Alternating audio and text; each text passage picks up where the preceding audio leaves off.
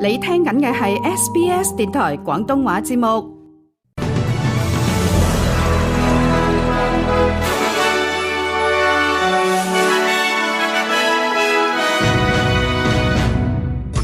總理府邸收炸彈威脅事件同中國舞團有關。特朗普發表第二任期首次國情咨文演講。香港財政預算案2025-26年度綜合帳目轉虧為盈。大家好，今日係2月25號星期三，以下林曉晴為大家帶嚟晚上嘅重點新聞簡報。先睇一啲本地嘅消息。總理阿巴尼斯就琴晚受炸彈威脅事件作出回應，事件一度令佢需要由位於坎培拉嘅官邸緊急撤離。威脅事件同一個喺中國被禁止嘅中國舞蹈團表演神韻喺澳洲嘅演出有關。一封發俾表演主辦單位嘅電郵，虛假聲稱喺總理府邸附近放置炸彈，並且威脅如果唔取消演出，將會引爆炸彈。舞蹈團其後將呢一個電郵轉交聯邦警察，警方安排總理撤離。阿巴尼斯向天空新聞表示，社會需要冷靜落嚟。澳洲1月份通脹率錄得 3.8%， 同舊年12月相同。不過儲備銀行一向參考嘅節尾平均通脹率就由 3.3% 上升至到 3.4%。呢兩項嘅數據都明顯高於儲備銀行設定嘅 2% 至到 3% 嘅通脹目標區間。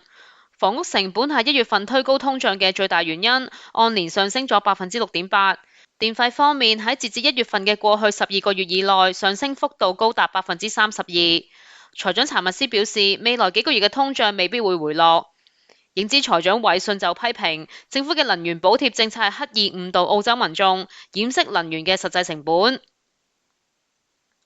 反對黨領袖泰勒再次表態支持加強法例針對同伊斯蘭國有關嘅澳洲人，形容佢哋應該被視為支持死亡邪教嘅人士。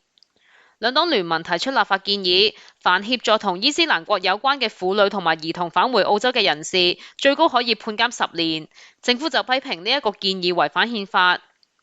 慈善組織救助兒童會曾經透過法律途徑要求政府接返呢一批嘅人士，但唔成功。團體現時對呢一批兒童嘅情況表示關注。不過總理阿巴尼斯強調，政府並無協助該批人士返回澳洲，而泰勒就堅持呢一批人代表咗伊斯蘭國嘅意識形態。新州州長柯文斯表示，政府正考慮透過立法改革，加重針對同性戀仇恨犯罪嘅刑罰。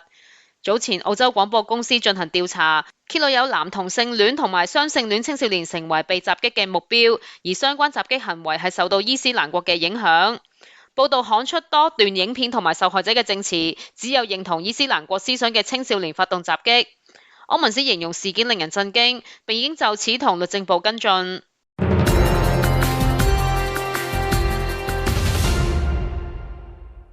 SBS 電台新聞報道，跟住一啲國際嘅消息。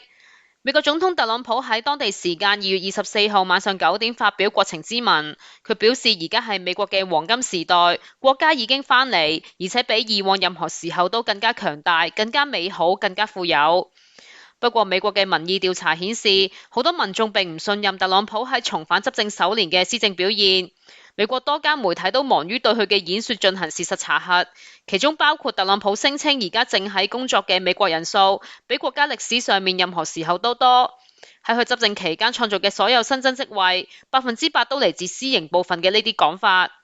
不過全國公共廣播電台首席經濟記者霍斯就指出，過去1年就業增長明顯放緩。佢報道指，美國僱主喺整個2025年僅新增181000個職位，遠低於2024年超過140萬個新增職位。佢都提到，失業率喺今年1月仍然維持喺 4.3% 嘅低位，但相比1年之前，即係特朗普重返白宮時候嘅 4% 已經有所上升。俄羅斯對烏克蘭嘅入侵已經踏入第5年，歐洲多國領袖誓言唔會拋棄烏克蘭。不過基輔嘅盟友之間嘅分歧，為呢一場數十年嚟歐洲最大規模嘅戰爭嘅紀念活動蒙上陰影。呢一場戰爭自爆發以嚟已經造成數十萬人死亡，並重創烏克蘭多個地區。戰事週年紀念日前一日，匈牙利否決咗歐盟針對俄羅斯嘅新一輪制裁，以及一筆高達900億歐元對於烏克蘭好重要嘅貸款方案。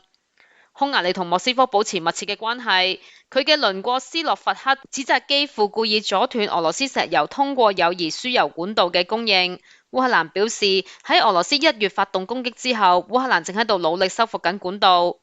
烏克蘭總統澤連斯基正面臨來自美國日益增加嘅壓力，要求佢促成和平協議。佢多次呼籲基輔嘅盟友加強對於莫斯科嘅制裁，並提供更加多嘅武器，因為俄羅斯嘅總統普京仍未表現出有結束戰爭嘅跡象。委內瑞拉表示，根據一項目的釋放同政治動盪有關被拘留者嘅新法律，已經有179名在囚人士獲得特赦。委內瑞拉國民議員阿雷阿薩表示，實際獲釋嘅人數更加多，並且喺新法例之下，釋放程序正喺度迅速咁進行。不過人權組織就批評新立法，只未能釋放更加多嘅政治犯。政府方面就繼續否認有扣押政治犯，強調入獄者都係因刑事罪行被定罪。跟住一則香港嘅消息。財政司長陳茂波發表新一份嘅財政預算案，預計2025-26年度政府經營帳目將由原本預算大約30億港元嘅赤字，轉為錄得513億港元盈餘。陳茂波指，2025-26年度政府嘅整體收入修訂預算約為6888億港元，較原來預算高4.5%。佢指受惠於股市交投活躍同埋經濟增長加快，印花稅收入修訂預算為995億港元，較原來預算增加咗大約319億港元。利得稅較原來預算增加大約168億港元，而薪俸稅收入保持平穩，修訂預算分別為2090億港元同埋970億港元，但政府地價收入處於低水平，修訂預算為175億港元，較原來預算減少35億港元。非經營帳目就主要因為基建開支處於高水平，每年都會出現赤字。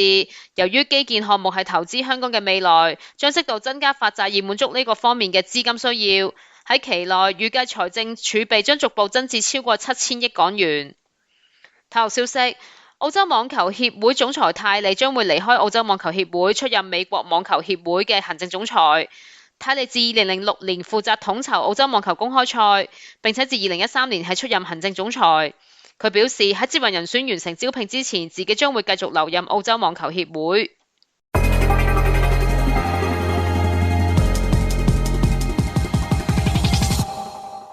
跟住澳洲聽日各大城市嘅天氣預測，雪梨有雨，最高氣溫係25度；墨爾本多雲，最高氣溫係25度；墨爾本驟雨漸密，最高氣溫係30度；帕斯間中密雲，最高氣溫係31度；阿德萊德大致天晴，最高氣溫係32度；荷伯特多雲，最高氣溫係20度；坎培拉多雲，最高氣溫係23度；達爾文兩陣驟雨，最高氣溫係32度。新聞同埋天氣已經報道完畢。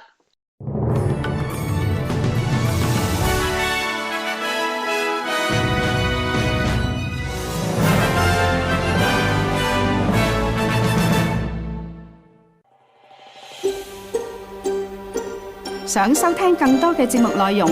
使用 Apple Podcast、Google Podcast、Spotify 或係其他 Podcast 應用程式繼續收聽。